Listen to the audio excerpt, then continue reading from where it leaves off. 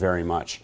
Joining us now to discuss this is former Florida Democratic Congressman Ted Deutch. He is now the CEO of the American Jewish Committee. Congressman, thank you so much for joining us on this very sad day. Can I first ask for your reaction to this news of the discovery of these 6 hostages who were killed in Gaza, several of whom would have been released in the first phase of a ceasefire deal that is still being negotiated?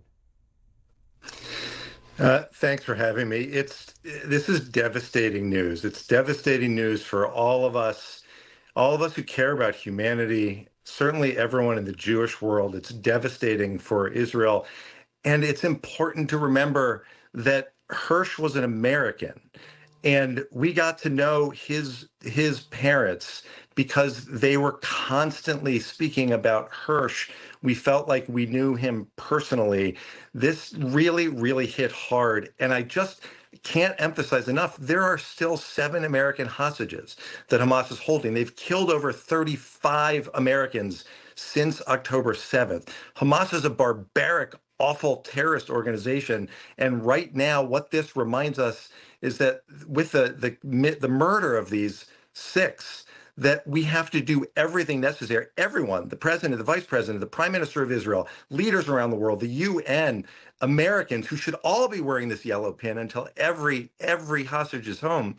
We all need to be doing more, everything we can to bring them home.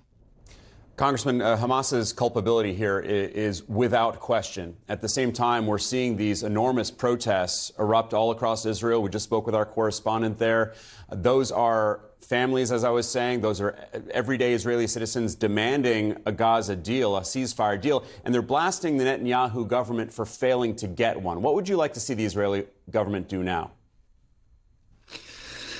Listen, Israel has to worry about its security, and Israel obviously has to ensure that Hamas can't ever be back in power and that 10/7 can never happen again. At the same time, it is clear that these hostages need to come home, and that the choice of either having security or having the hostages come home, that we should have to choose between one or another. That's what's frustrating. That's why there are so many people marching in Israel. They have a right to march. Of course they're angry, they're furious, they're sad, they're devastated, they're crushed. And they don't want to believe that this is an either or.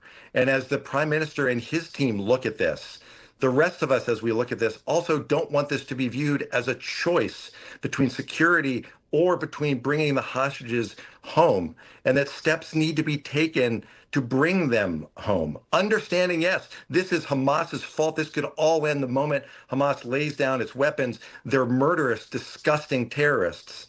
But ultimately, we have to seize every opportunity to bring the hostages home. It cannot just be a hashtag that we use on social media. It has to be real. That's what people are feeling in the streets today. It's what they're feeling literally across the world.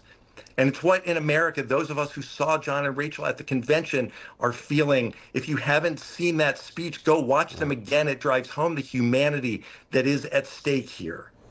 And in terms of what the U.S. could be doing right now, we just heard President Biden saying yesterday that they are on the verge of having an agreement. What do you think that he and his top officials, the CIA director, those inside the White House, Secretary Blinken, what do they need to do to get a deal across the line, to get these hostages home, to bring about some peace in Gaza? Like the president, vice president, national security advisor, his team have worked tirelessly to try to bring the hostages home. They've spent an enormous amount of time getting to know these families personally. You saw that in the statements that came out today. The anger that the president expressed in his very powerful statement, I believe is anger that should help guide where we go from here. The United States can continue to do even more to lead the world, to express that anger, to demand that a deal is reached, to bring in others around the world to condemn and isolate Hamas, and to make sure that they're doing, that the administration, that the United States is doing everything that it can to assure Israel that this is not a decision, this is not a choice between security and return of the hostages, that this is not a choice between avenging the murders of those 6 that were recovered, whose bodies were recovered, or returning the hostages, that all of this has to be done, and that the United States can and must play a critical role in helping to ensure that it does.